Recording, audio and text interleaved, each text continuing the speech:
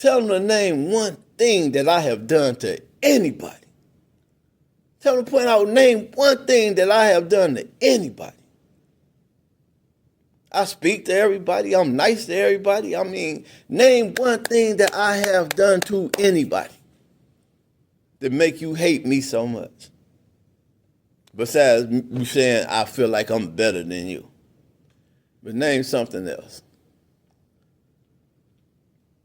Now listen.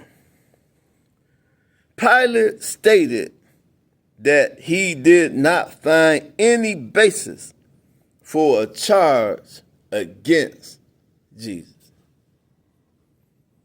The Jews replied that because of a law, Jesus must die for claiming to be God's son. Claiming to be God's son.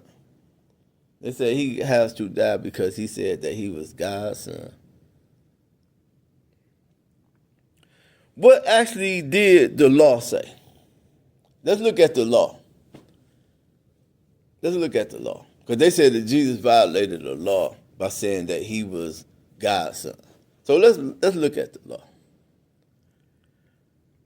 The law says that if anyone speaks evil against the name of the Lord, he must be put to death.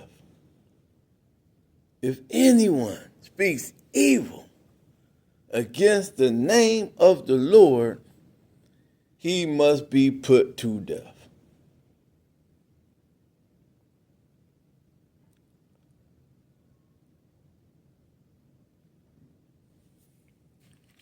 Now look. So we're going to say,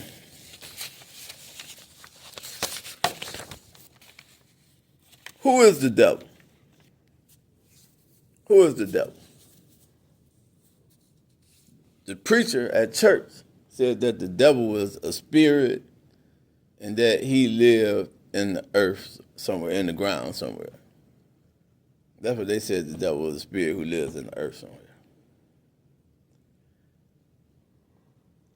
Jesus picked the devil purposely to be one of his disciples. How many of y'all knew that Jesus had a devil as a disciple? One of his disciples was the devil, and he picked him purposely. Judas, the son of Simon Iscariot, was a Jew. He was the one who later handed Jesus over to his enemies. Now look, now I'm gonna show you how no good people are, man. How a person can sit up in your face every day, hang around you every single day, but nothing but hatred and envy in his heart for you. That Judas, he went to Jesus' enemy, and they gave him some silver, and he told him that he was going to help them catch Jesus, right? And he said that, I'm going to show y'all who he is when y'all get here, because I'm going to go up to him, and I'm going to hug him, I'm going to kiss him on his cheek. And that's who I want y'all to come and get. That's Jesus. I mean, I just think how low down and dirty that is. For somebody to act like they your friend, man, and get so close to you that they can hug you and kiss you on the cheek in front of your enemies as a sign of betrayal. See, and that, when people wonder why I be by myself all the time, because I learned from Jesus that, man, you can't trust nobody, man. You can't trust nobody. This was Jesus, one of Jesus' disciples, somebody who was hanging with Jesus every day, that went and took the hit. He went and got the silver. He went and got the money to take Jesus down. And then said, man, I'm going to hug him and kiss him. This is how close I am to him. I could walk up to him and hug him and kiss him. And then all y'all got to do is come get him and kill him. Man. See, that's why I be by myself. I don't trust nobody. Because if somebody that close to you will sell you out, I don't trust nobody.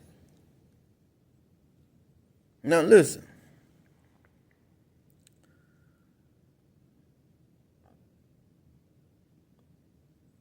Surely, Jesus saw these Jews as an enemy and as a race of devils. Is this racism? Now, before I go any further, I want to know, is that racist? Was that racist? Was that Semitism? Was that Semitism? Anti-Semitism?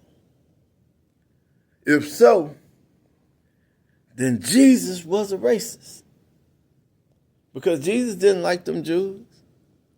That's what he was arguing with and beefing with all throughout that Bible, the Jews. He wasn't friendly with nan one of them.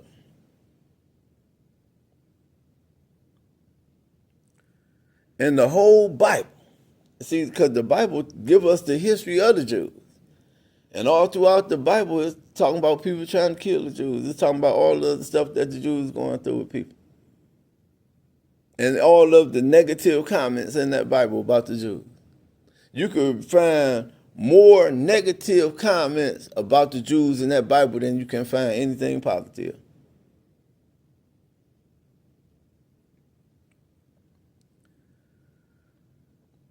Everything in this book is the truth of the teachings of Jesus. See, my job is not to condemn anybody. My job is not to belittle anybody, not to degrade anybody. My job is to take Jesus' teachings and make them known to you. That's all I'm doing. I'm taking the things that Jesus was saying and I'm making it known to you. Since you say you believe in Jesus, since you say you the follower of Jesus. So if you're in disagreement with anything that I'm teaching, then you don't love Jesus like you say you do. You don't love him like you say you do. For the chief priests, scribes, and elders conspired to take Jesus subtly and kill him. These were the Jews who still to this day do not acknowledge Jesus as being a prophet of God. Jesus came to give sight to the blind. So let's look at Jesus' prophecy. Let's look and see if Jesus was a prophet. It says that Jesus came to give sight to the blind, right? I mean, that sounds like something what a prophet would do. He was a prophet, and 9/10 of his prophecy had to do with the Christ, or as he is known, the Son of Man. See, all Jesus talked about was the coming of somebody. If you look at anything Jesus said, he always kept saying, when he comes, it's going to be like lightning. It's going to be this. He's going to do this. So he's talking about the coming of somebody.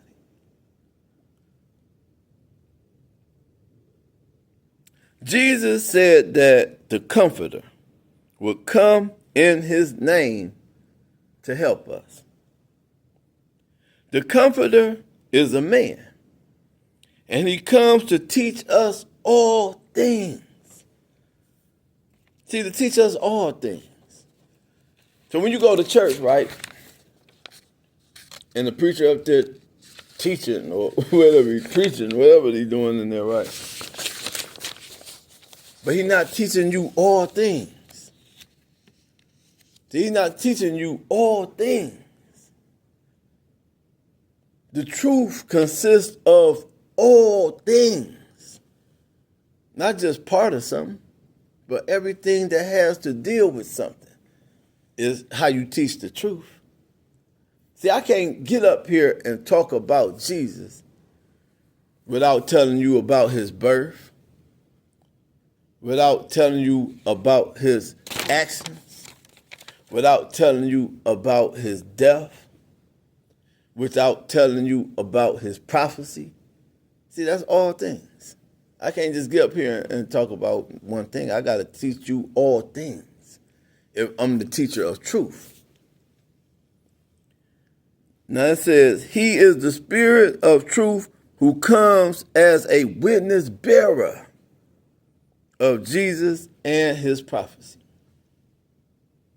See, I'm a witness bearer. I'm not up here saying that you should follow me or you should give me all your money or nothing like that. I'm just saying that I'm a witness bearer of Jesus. I'm a witness.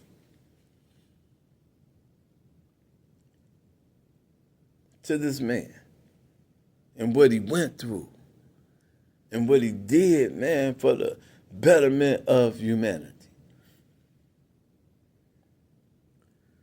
Jesus said that unless I go away, the counselor will by no means come to you. See, we are not waiting on the return of Jesus. That's one of the biggest lies that they have told us, is that we waiting on somebody who has been dead for 2,000 years. 2,000 years to come back. That's the biggest lie they ever told, man.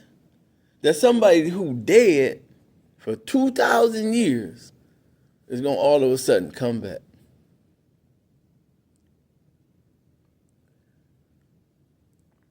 But rather, the coming. See, we waiting for the coming of the Christ figure who will prove that the world that our enemy has given us is guilty of leading us all astray. Listen, the world that they gave us, man, has led us all astray. We went from kings and queens of the earth, right? To drug addicts, to alcoholics, to whores, to murderers, to robbers, to adulterers. I mean, look at what we are in America, man. And then look at what we were in Africa before we met them. I mean, just look at it, man. They gave us a world that has led us all astray. And this is why there is no peace in the world. There's no peace in America, man. Because we have all been led astray. If you on drugs, you led astray. If you're an alcoholic, you led astray. If you're a whore, prostitute, you are led astray. If you're an adulterer, you are led astray. If you're a woman abuser, you beating up your wife, then you are led astray. But this is the things that go on daily in America. These are the things that go on, man, every single day in America, man. We watch it on TV. Some of the